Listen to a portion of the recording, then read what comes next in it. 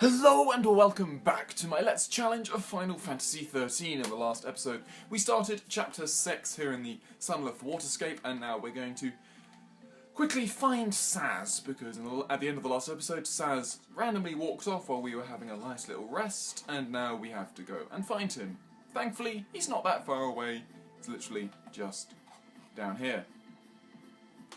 But we're going to find out some more interesting information about Sazh and his family.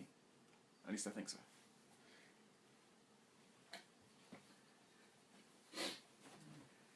Sazh. You scared me. What's up? I'm just thinking. Don't blame yourself. You know, you can't control who a Valsea picks for a focus. My son Dajh. He was picked. He's in the sea.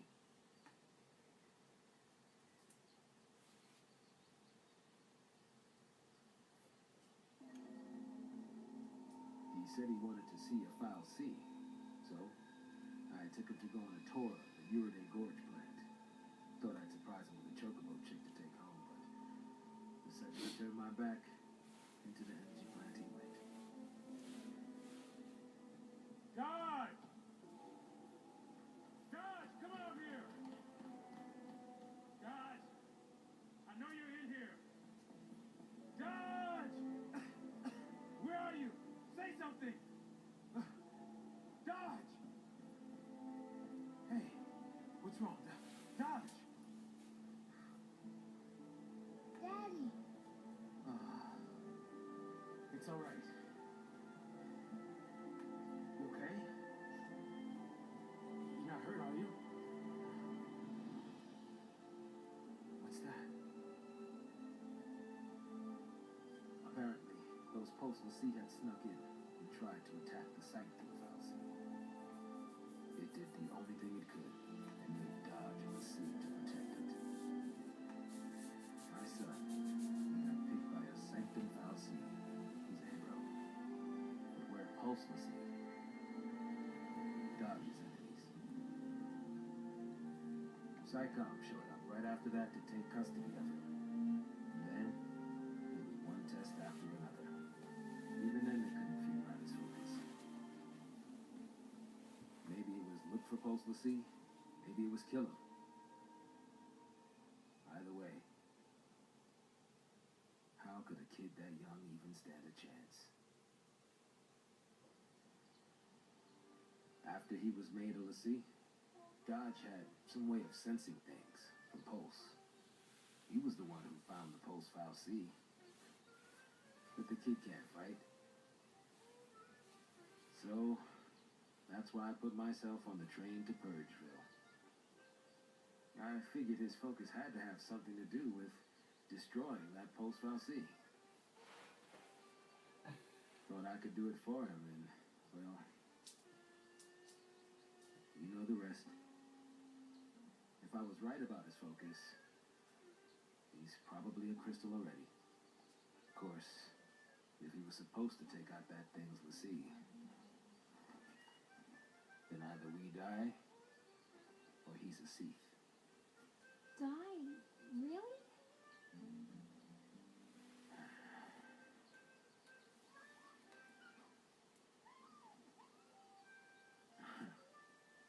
It's a pickle, all right. But the bird says no.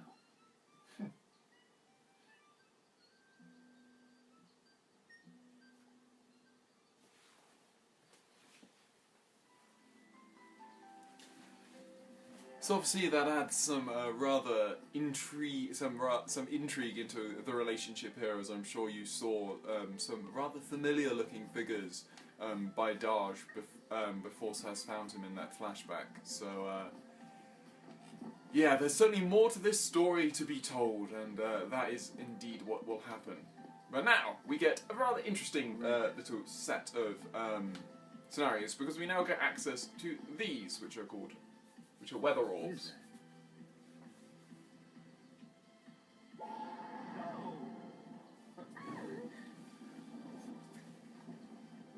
A device that makes bad weather.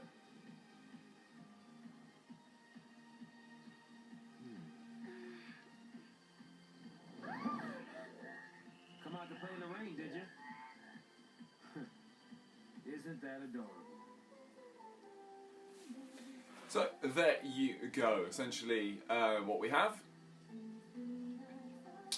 are these climate control orbs. What they do is essentially trigger, and what they can do is they essentially bring out various wildlife depending on the weather. So, being it good, being it bad, you get different wildlife. And obviously, with different wildlife comes different battles, and the different battles mean certain ones are far easier than others now. So we look to this because Quake is actually useful, seeing as we're controlling Vanille. What does that do? Yeah, it's just down there.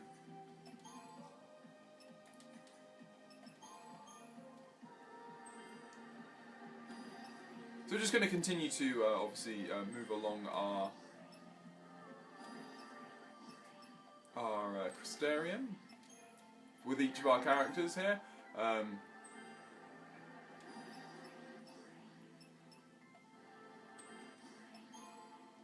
Anything there? No. Anything here? Yes. So, obviously, what we're going to do is, because I have this sort of mantra within myself to want to try and do every single battle there is, what we will do is we will do each of the weather sides. So we'll have both when it's raining and when it's not. So when it's raining, we get these enemies. So you get the hedge frogs that we've seen before, but you also get mud frogs, and they're the larger orange ones. And these guys are far more aggressive. Are also way more annoying. They do a lot more damage. And essentially, they're just way more of a hassle to try and deal with. So, but the nice thing is about these battles is that we can now really get into throwing in some effectiveness with in Thunder here. So obviously in Thunder.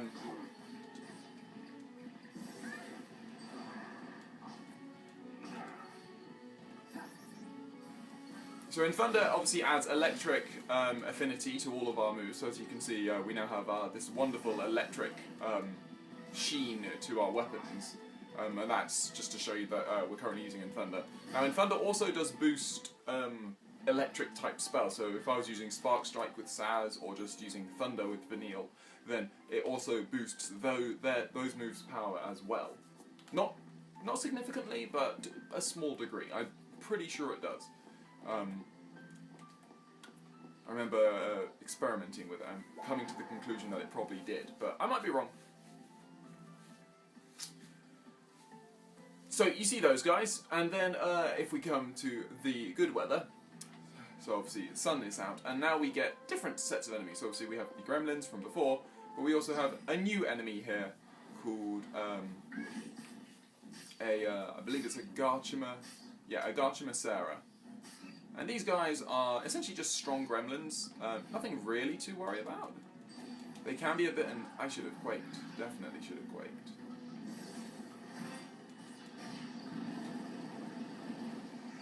Oh man, no. Didn't work out, annoyingly. Nearly did.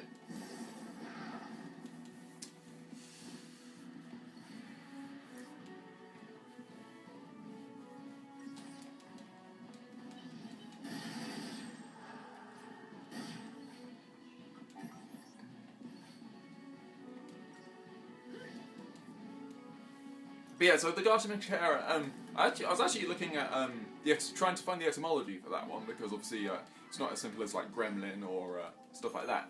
But couldn't find anything for it. My best guess would be it's like a sort of an amalgam of like, I guess, gargoyle and chimera. But obviously you've got the Masera bit, and I'm not quite sure where that comes from. Next enemy. Now these guys. Now these are particularly dangerous, and rather worrying at the same time. We will stay with Undermine. This is a wyvern.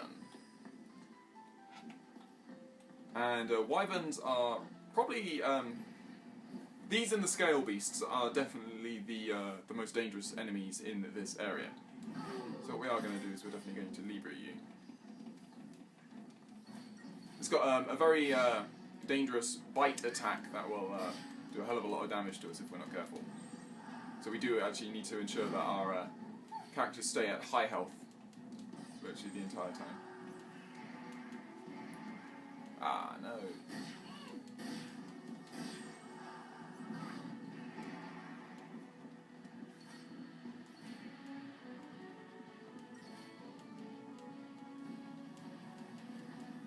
Come on, we want to get some effects on these, but we'll see.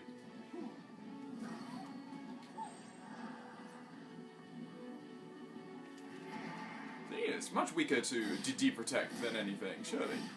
So, there you go. So we've now been hit, obviously, with deprotect, which makes us rather susceptible. But we do have Asuna, which is great. So Asuna is a lovely little spell. Essentially, it cures negative status ailments on you, and is therefore really, really important. Especially, for example, I'm pretty sure whenever this guy...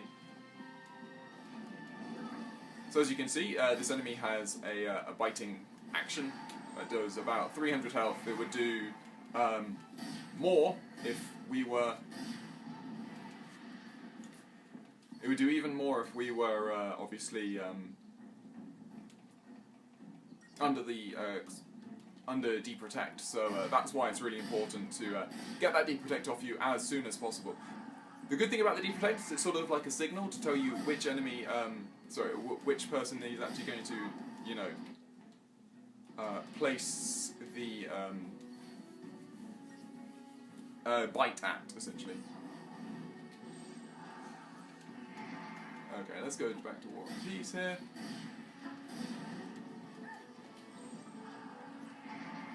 We can now go to Undermine. As you can see, it's another enemy which requires a double stagger, essentially.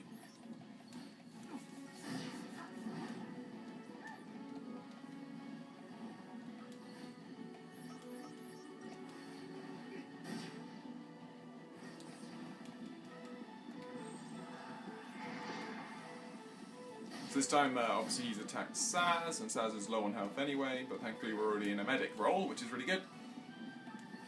We can go to Asuna.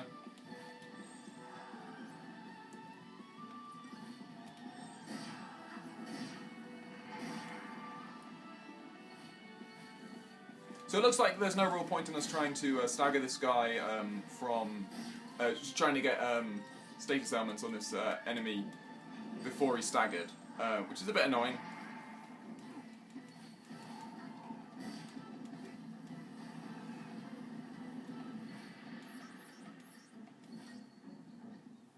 But that's just what you know, occasionally you just have to, you know,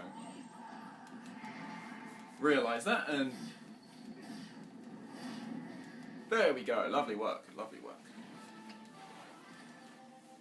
So that works out okay, we obviously got 4 stars, so not bad. So now what we'll do is we'll do these next battles. Indeed, as Sazh says, there's the sort of the hint as if we regulate the weather, we might be able to control the beasties that you faced, essentially. So obviously another sun-favouring species are the Flandragora.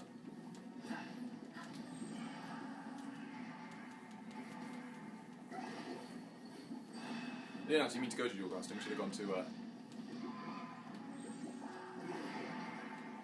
to slash and burn, but anyway, worked out in the end.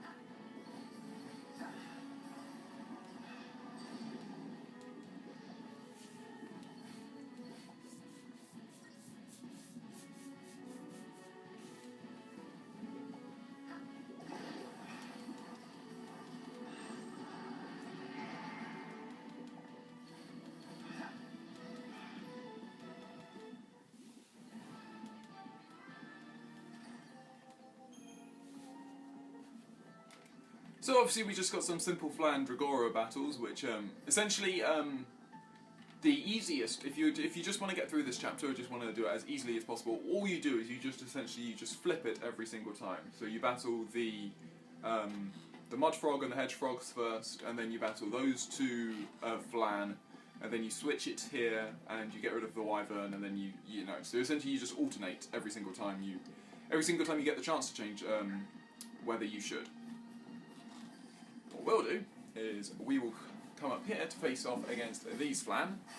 Again, there's only two of them, so it's really not really something we need to worry about too much.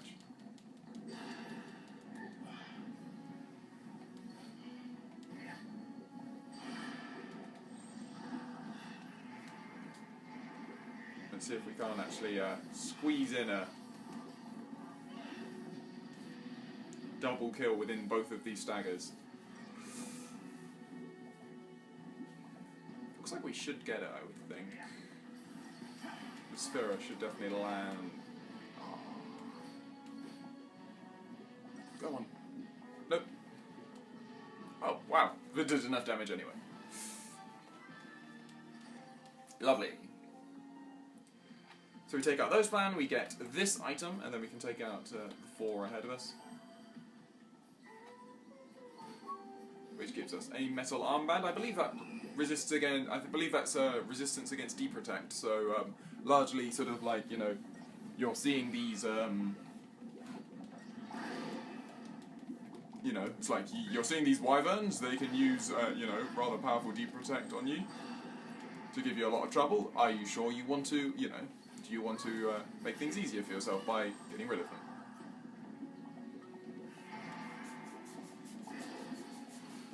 Ultimately, we really want Vanille whenever we're attacking these Flans, because she does loads of damage to them with her fire spells.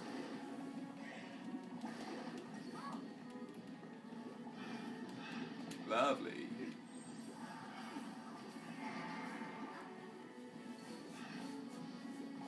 Especially when D-Shell gets put on. There we go.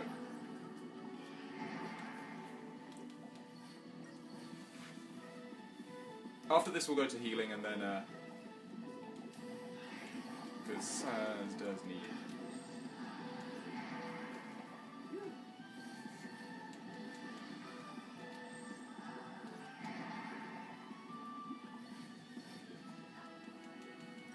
But as I've always said, I really enjoy using Sazh and Neil. It's just a pairing that I really like using. Because, yeah, you have this sort of, you know, you have this much more aggressive style, a much more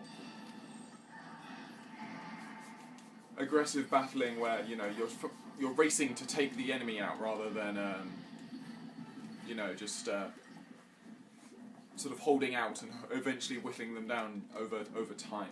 In this one, you've really just, you know, you recognise the fact that you yourselves are actually relatively vulnerable. You know, you don't have the best defences in the world, but at the same time,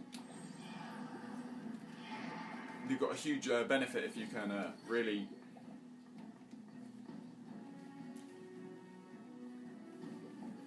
So because, you know, but what I'm saying is, you know, because you're not hitting, because you don't have the biggest attacks. Sorry, you don't have the best defences, and you don't have a way of improving your defences. What you've got to do is concentrate on making your ability to hit the enemy as hard as possible. So, we're going to change the weather, and we're going to start seeing why you don't want to have the weather this way.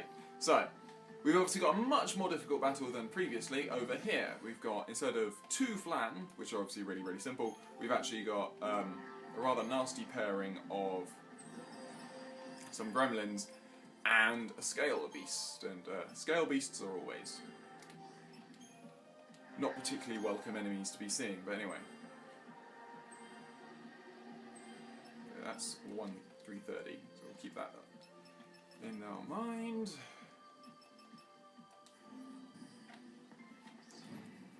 So obviously here, you know, got to concentrate on taking out those gremlins first.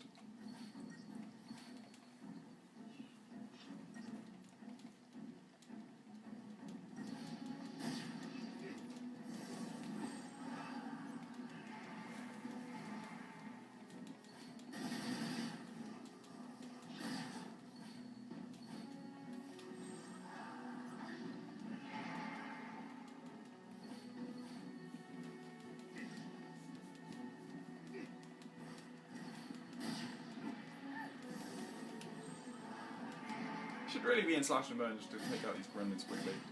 There we go. Nice.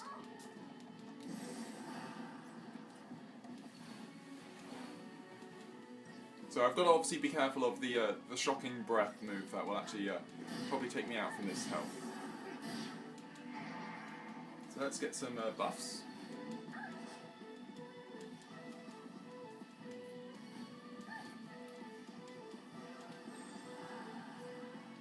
Good to see you're boosting yourself, Sazh, and not me. Actually, that's not what I wanted. That one.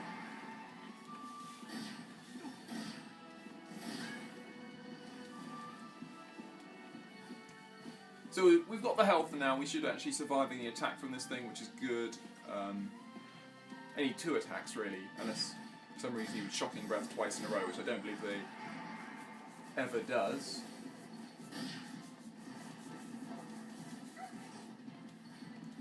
I was wondering whether we got Imperil by this point, but evidently we don't.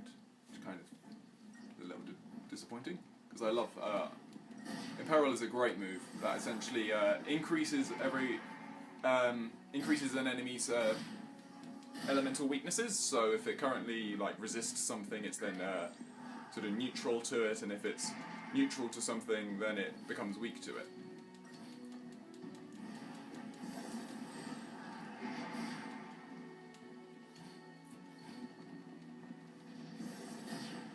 Yeah, got to really slow that stagger down. Make sure that when we get the chance to actually hit this guy, we hit it hard. And make sure I'm healed. There we go, good. Ooh, that was close. Did a very good job of healing at the right time there.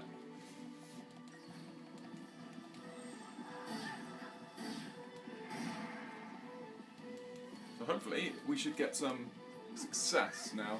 Because we should get stagger, there we go, lovely.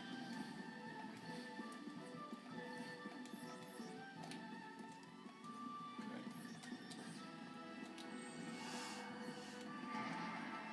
We'll go to dual casting just for a turn or two.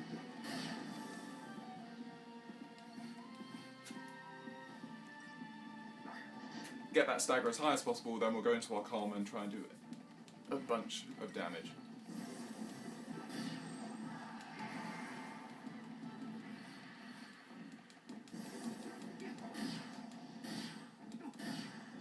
So what's that doing? 554, you've got 12,000 health left.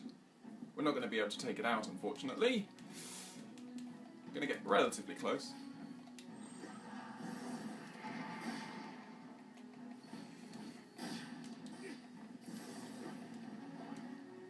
Oh, so close. And now it can just regenerate its carapace and be back on its way.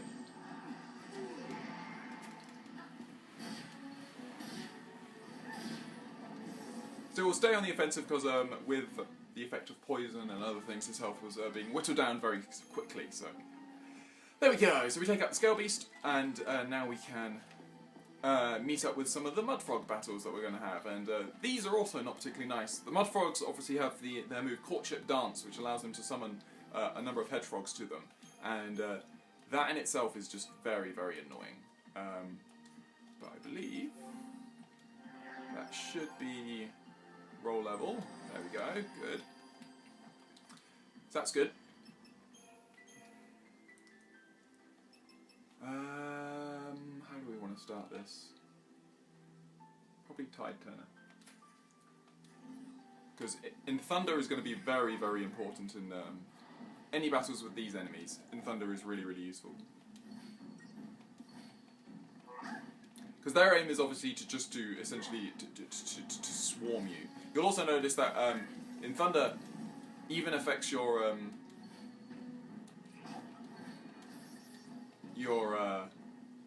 status spells, which is also really useful.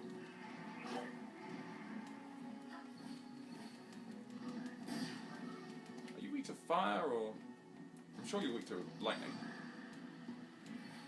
Otherwise, why on earth are we casting in Thunder?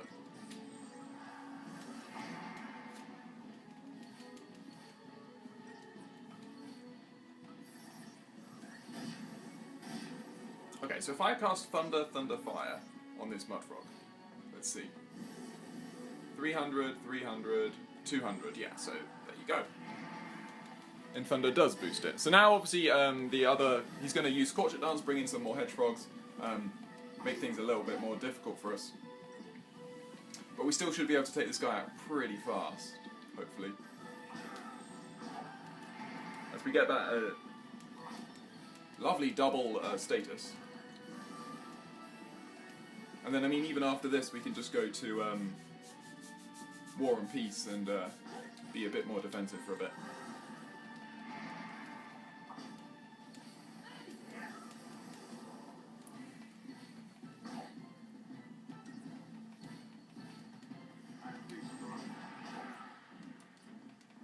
Come on, Sazh.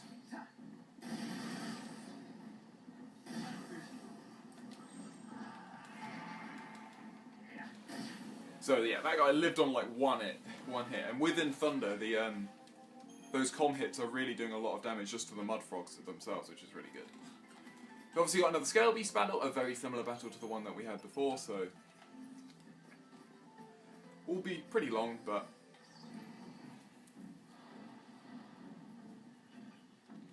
and it's this section that really sort of increases the length to this sort of chapter. Really, if you you know, you can zip through this chapter very, very quickly, skip a lot of these enemies. You don't need to face a single Scale Beast or Wyvern in this entire chapter. It's only if you choose to, really. And I obviously do, because I enjoy facing all of the various challenges there are. I think poison's actually our best bet here. If we can get poison on, that would be really helpful.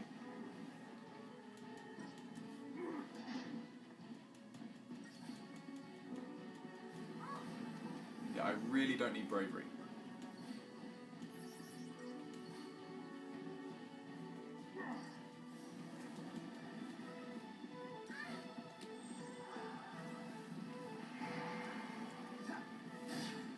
No luck. No luck with the statuses, but that's okay.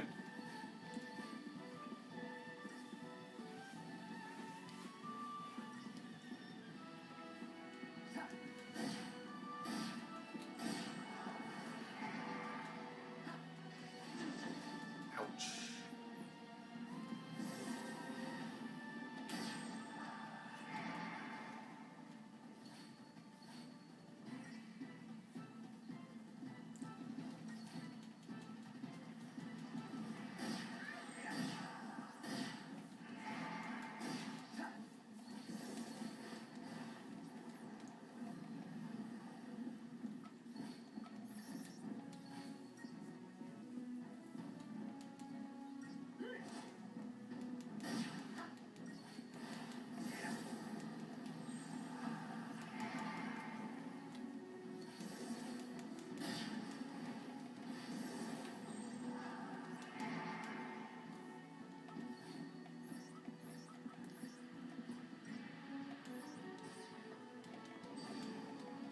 Lovely. There we go.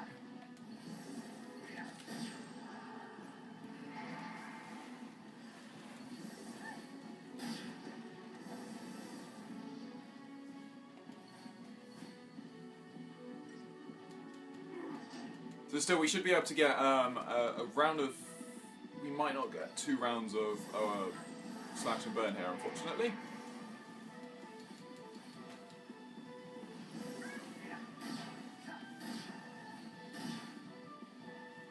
One.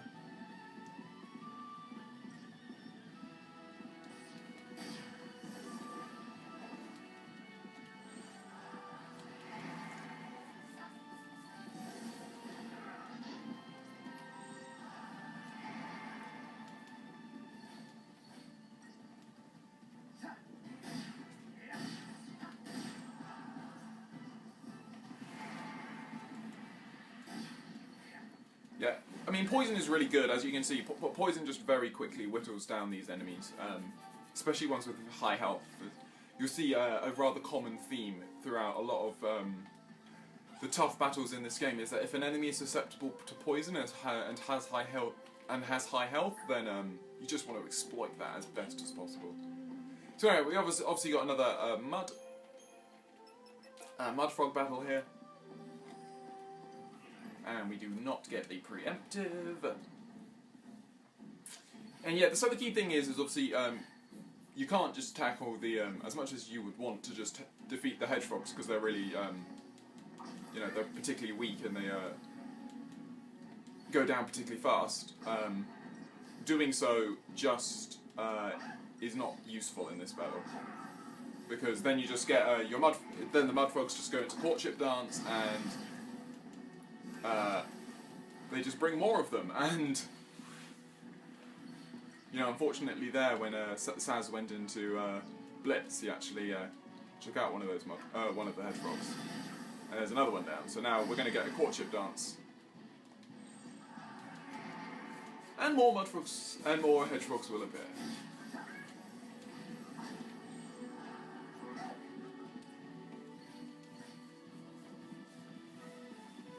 Just want to be a little wary of the Neil, but we should be fine in terms of health.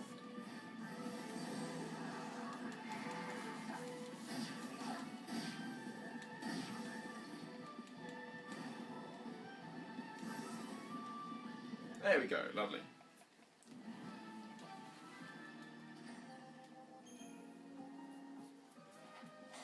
So what we'll probably do is we'll do this battle, and then the one, the version of it in the sun. In the sun, and I think that will be it for this episode, because we're just about hitting the 30-minute mark, and then.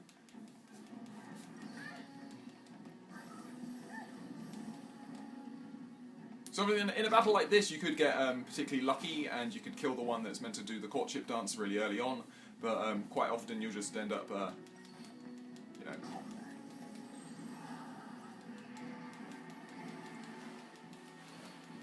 This one's particularly nasty, this setup, I would say. Nice. Should? Ah, nearly. Lovely, okay.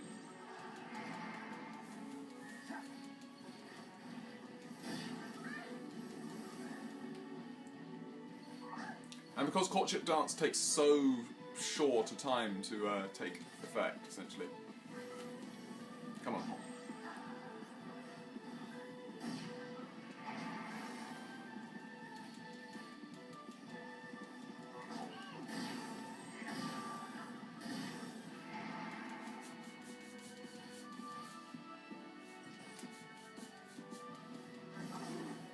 Lovely, so now. Last one.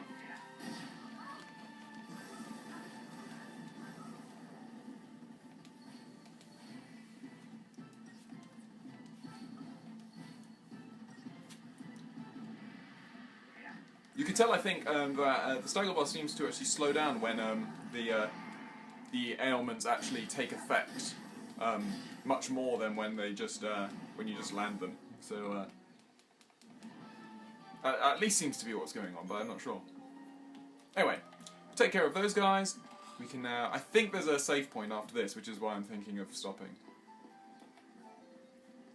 Or we can hit the weather, bring out the sun. And I think we've got a wyvern battle behind us to look forward to. Yes, we do. So for this one, we'll start off in Undermine, just to see if we can get something. You know, if we can get a poison or a deprotect on, then that would be really useful. D-shell is more important than deprotect, mind you. What do we know? Susceptible to poison, supposedly. Let's see if you are. Seems far more susceptible to that, to be honest. You can see that these guys actually they take stagger relatively fast, so again, you know, tackling them fast is a good strategy, especially because unlike the scale beasts, they actually have a big giveaway as to when they're using their more dangerous attack, bite. You know, because they actually have the little. Let's just quickly heal. See, Sazh put some stuff on. Ow. will want to be aware of that, mind you. There we go, lovely. I just need to ensure that that's off me. Because it will cause a hell of a lot of damage if it was to land. So anyway, Vera.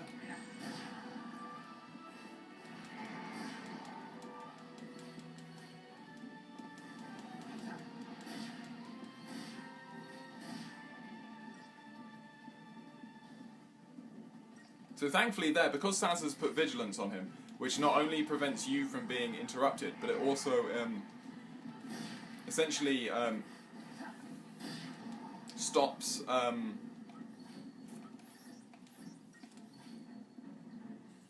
it also allows you to interrupt your enemies more frequently. So there, I believe what happened there is that Sazh attacked, and his attacks actually disrupted the Wyvern using Bite, which is really, really useful. I'll just go deprotect the shell very quickly.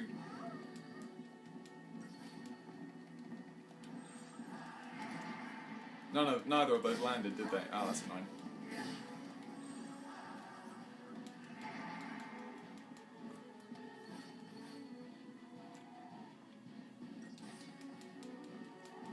There we go, that's what we want to see.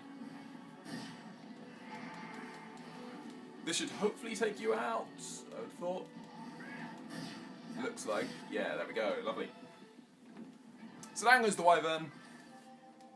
For those wondering, a Wyvern is a medieval European mythological winged creature, which typically has a dragon's head, a reptilian body, and a barbed tail. That's where that comes from. So we come around here, we reach this rather large area, and is there a save point? There is no save point, but we will call this episode to an end right here. In the next episode, we will be finishing off this area, finishing off Chapter 6 most likely, and then, yeah, I'll be looking forward to finishing off Chapter 6, and then we'll look towards starting Chapter 7. But I hope you have enjoyed this episode of my Let's Challenge of Final Fantasy XIII, and I hope you will join me on the next episode.